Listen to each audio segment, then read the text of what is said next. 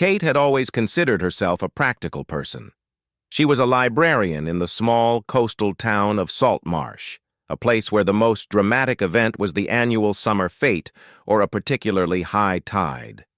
Her life was a quiet rhythm of due dates, book clubs, and the comforting, dusty scent of old paper. She lived in a small, rented cottage with a view of the gray, churning sea, a view she loved more than anything. Her world was small, safe, and predictable. That was how she liked it. William, on the other hand, was the town's gentle giant. He ran the local boatyard, his hands always smelling of salt and varnish, his face weathered by the wind. He was a man of few words, known more for his steady, capable presence than for any sparkling conversation. He had lived in Saltmarsh his entire life, just like Kate, and their paths had crossed 1,000 times. He'd stamp his boots on her doormat to shake off the sand before entering the library. She'd wave at him from the seawall as he chugged out of the harbor in his workboat. They shared a comfortable, unspoken familiarity, the kind two people develop after decades of living in the same small orbit. They were friends, in a way, or at the very least, they were two fixtures in the same familiar landscape. The discovery happened on a Tuesday. A fierce autumn storm had blown in overnight, lashing the coast with rain and rattling the windows of the library. Kate was alone, reshelving a collection of returned maritime histories. A faint, acrid smell of smoke tickled her nose. It was coming from the small, rarely used back room that served as a local history archive. Pushing open the door, she saw it. A small, wall-mounted electrical box was sparking and smoking, a thin wisp of gray curling from its plastic casing. Her heart hammered against her ribs. Fire was her greatest fear in a building made of paper. She didn't panic. She was a practical woman.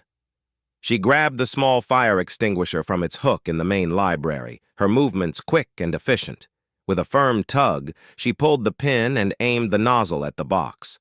A cloud of white chemical powder erupted, smothering the sparks in an instant. The acrid smell was replaced by the sharp, sterile scent of the extinguisher. The crisis was over in less than a minute. She stood there, coughing slightly, the adrenaline making her hands tremble.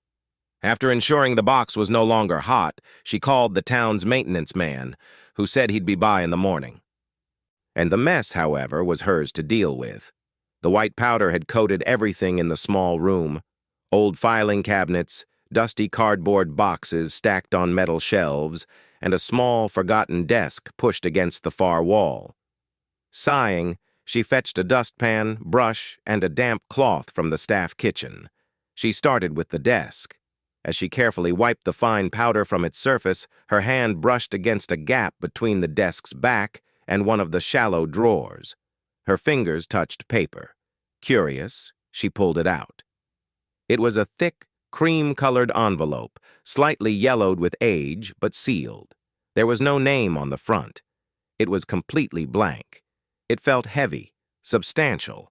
It wasn't a bill or a flyer. It was a letter, hidden with purpose. She should have thrown it away. It was clearly forgotten junk. But the weight of it, and the secrecy of its hiding place, ignited a flicker of curiosity she couldn't suppress.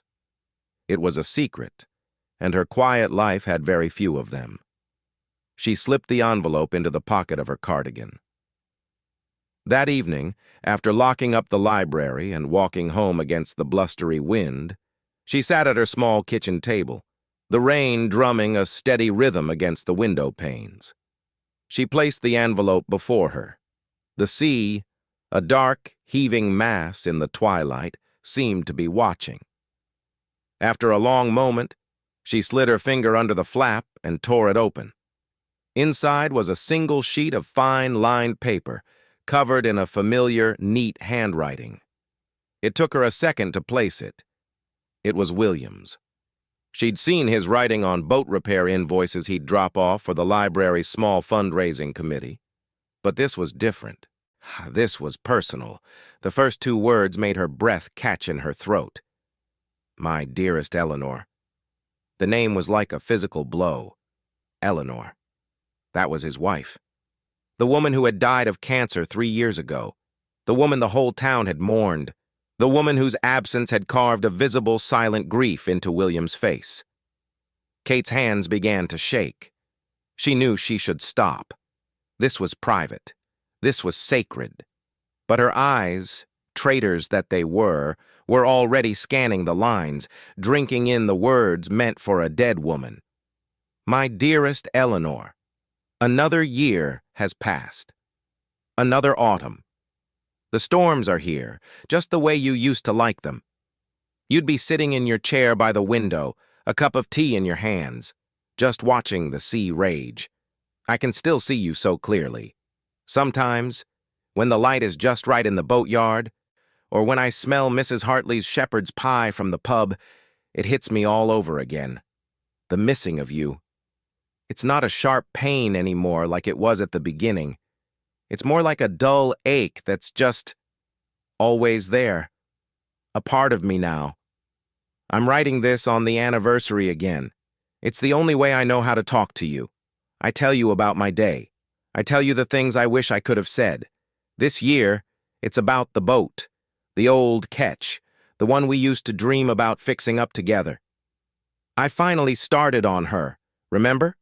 We were going to call her Sea Spray and sail her to the Scilly Isles. I'm doing it, Elle. I'm doing it for you. Every plank I replace, every bit of varnish I sand down, I feel you beside me. Your hand on my arm telling me I'm doing a good job. It keeps me going. Kate had to put the letter down.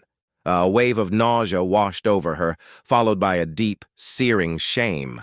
This was a man's soul, laid bare in a letter he never intended anyone to see. He wasn't just sad. He was living in a perpetual state of conversation with a ghost. The boat in his yard, the one she'd seen him working on for months, covered in tarpaulin, wasn't just a project. It was a monument. A love letter carved in wood. She stared at the rain-streaked window, her own reflection a pale, guilty ghost. She had no right to this knowledge. She, who had only ever known William as the quiet, capable boatman, now knew him as a man who wrote letters to his dead wife, who rebuilt a dream boat plank by plank just to feel close to her. It was the most intimate, heartbreaking thing she had ever encountered. She carefully folded the letter, her fingers trembling. She slid it back into its envelope. For a fleeting, foolish moment, she considered trying to put it back. But she couldn't. The hiding place was compromised, the desk probably moved and cleaned by now. She was the accidental, unwilling guardian of this secret. She placed the envelope in a drawer of her own writing desk, pushing it far to the back, under a pile of old receipts and unused stationery. She told herself she would forget about it. She would pretend she had never found it. It was William's private grief, and she would respect that by locking it away, both literally and in her own mind. But she couldn't. The letter had changed how she saw him. The next time she saw him, just 2 days later, he was walking past the library, his head bowed against the wind. Before, she would have just given a small wave. Now, or she saw the set of his shoulders, the solitary slope of them, and it was heavy with an unspoken weight. She saw the ghost of Eleanor walking beside him. When he came into the library the following week to return a book on classic yacht restoration, she couldn't meet his eyes. Her voice, when she said, "Hello, William," sounded strained, even to her own ears. He gave her a small, curious glance, but said nothing. He was a man used to silence. Weeks turned into a month. The letter sat in her drawer, a ticking time bomb of emotion. Kate found herself watching William more closely, a secret, silent observer of his grief. She noticed the small things she'd been blind to before. The way he would sometimes pause and stare out to sea, his face utterly still, and the way he'd gently touch the hull of the covered boat in his yard every evening before heading home. It was a ritual, a tender, private communion. The more she watched, the more the story grew in her mind. It wasn't just a letter. It was a whole world of love and loss. And in that world she began to see herself. Her own life, safe and predictable, suddenly felt barren. She had her books, her cottage, her view. But she had never had a William. She had never had an Eleanor. She had never been loved with such a fierce, enduring devotion that it could transcend death itself. A deep, unfamiliar loneliness settled in her chest. A cold space she hadn't known was empty. Then, one blustery Saturday afternoon, the universe forced her hand. She was walking along the seafront, the wind whipping her hair across her face, when she saw him. William was struggling to secure a line on his workboat, which was being tossed violently against the dock by the choppy water. He was alone. As she watched, a larger wave slammed the boat, and William, his footing lost on the slick wood, was thrown hard against the dock. He crumpled to the ground and didn't move. Without a second thought, Kate ran. She scrambled down the slippery stone steps to the dock, her heart pounding with a very different kind of fear than the one in the library. He was lying on his side, groaning, his face pale and contorted with pain. His leg was twisted at a wrong angle beneath him. "William!" she cried, kneeling beside him in the cold puddle of seawater. "William, don't move! I'll get help!" His eyes fluttered open. They were clouded with pain, but they focused on her face. He tried to speak, but only a rasping breath came out. Kate pulled her phone from her pocket, her fingers clumsy with cold and fear, and dialed for an ambulance. She stayed with him, holding his hand, telling him in a low, steady voice that help was coming, that he was going to be all right. She was the practical librarian again, but this time her practicality was a lifeline for someone else. The ambulance came, and she gave the paramedics all the information she could. As they lifted him onto a stretcher, his eyes, now hazy with painkillers, found hers again. He mouthed something. It looked like, "Thank you." Over the next few days, Kate became William's unexpected anchor. He had no family in town. She visited him in the hospital, bringing him books from the library, ones he'd never asked for, but she thought he might like: nautical adventures, the biographies of old sailors. He was a terrible patient, gruff and uncomfortable with the fussing, but he never told her to stop coming. There was a new, fragile connection between them, forged in crisis. It was during one of these visits, a week after the accident, that the fragile peace shattered. She was helping him sort through the mail that had piled up at his house, which she'd offered to collect. Among the bills and flyers was a plain, cream-colored envelope. It was identical to the one in her drawer. The sight of it made her stomach lurch. This one, however, was not blank. On the front, in William's neat handwriting, were 2 words: "For Eleanor." She stared at it, her face draining of color. He was still writing them. He was still leaving them for her, placing them somewhere, maybe on her grave, maybe at a special spot. And he saw her expression. "Kate? What is it? You look like you've seen a ghost." The words hung in the sterile air of the hospital room. It was the moment of truth, the secret, the guilt, the loneliness of the past month. All of it surged up inside her. She couldn't lie. She couldn't pretend anymore. "I found one," she whispered, her voice thick with shame. "In the library, months ago. In the old desk in the back room. I read it, William. I'm so sorry, I didn't mean to. It was hidden, and I found it and I read it. I'm so sorry."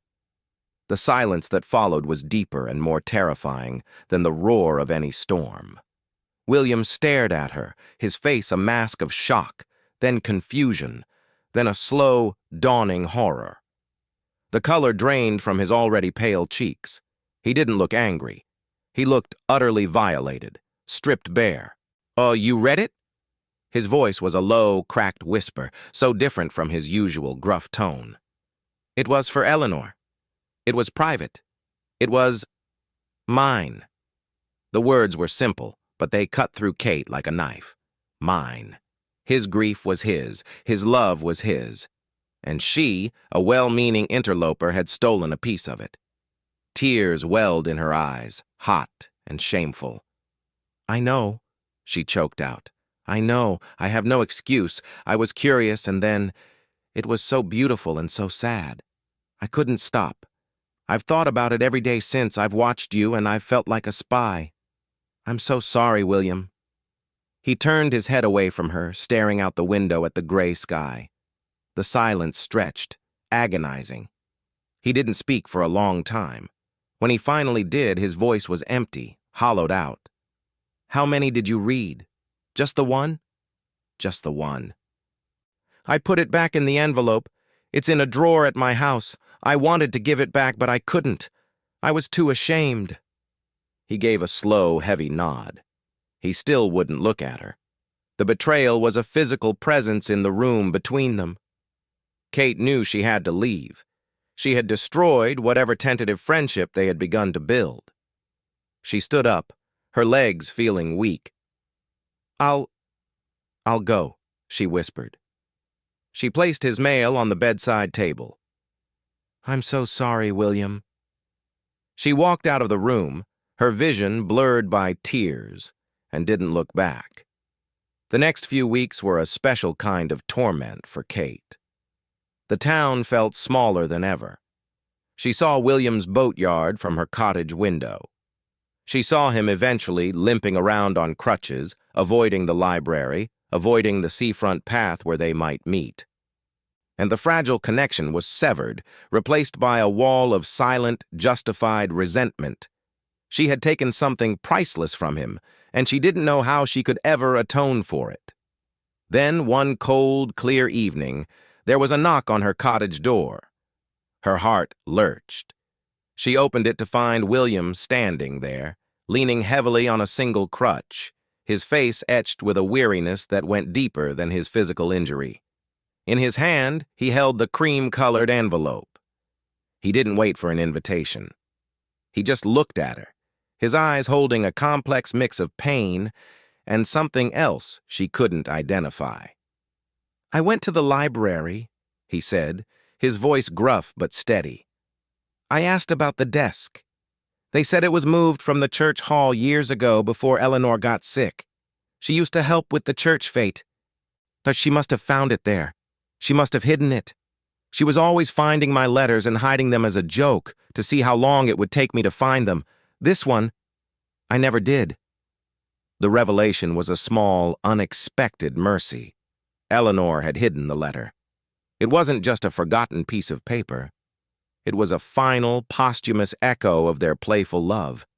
It softened the violation, just a fraction. "I came for this," he said, holding up the envelope. "And to ask you something. You said you thought it was beautiful and sad. What did you mean?" Kate swallowed, her throat dry. This was her confession. "I meant the way you wrote about her. About the missing being a dull ache that's always there.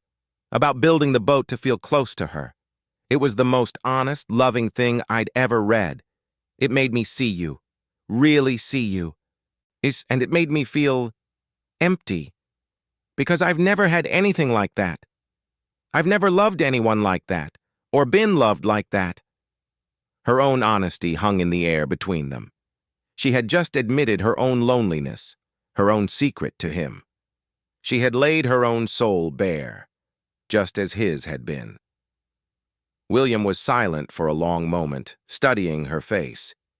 He wasn't looking at her like a thief anymore. He was looking at her like a fellow human being, someone who had also been touched by the depth of his love for Eleanor. Slowly he reached out and took her hand. His grip was warm, calloused, and solid. "Come with me," he said. It wasn't a question. He led her down the dark street, his crutch tapping a slow rhythm on the pavement, towards the harbor. He stopped at his boatyard and fumbled with the lock on the gate. They walked through the darkness, past stacks of timber and upturned hulls, until they stood before the ketch. The tarpaulin was gone. Under the pale light of a quarter moon, the boat was revealed. It wasn't finished, but it was whole. The new wood gleamed dully, a stark contrast to the old. "Sea spray," he said, his voice soft. "I finished the hull last week. I was going to write her another letter tonight to tell her. To tell her it's done. The dream we had." He turned to Kate, his face half in shadow. "For 3 years, I've been writing to a ghost. I've been living in the past. I thought that was the only way to keep her with me. But you read a piece of my soul, and you didn't run away. You saw it, and it made you sad. For me. For yourself." He squeezed her hand. "Maybe it's time to stop writing letters to the past. Maybe it's time to start living in the present. I can't promise you a grand love like you read about, but I can promise you I'm not a ghost. And right now, standing here with you, I don't feel so alone." Kate looked from his face to the boat, the physical manifestation of a decades-old dream. She thought of the letter in his hand, a piece of his past. And she thought of her own quiet, empty cottage. She didn't say a word. She just leaned her head against his shoulder, and together, in the cold, salty air, they stood in silence, watching the moonlight dance on the water, two lonely people finding an unexpected harbor in each other.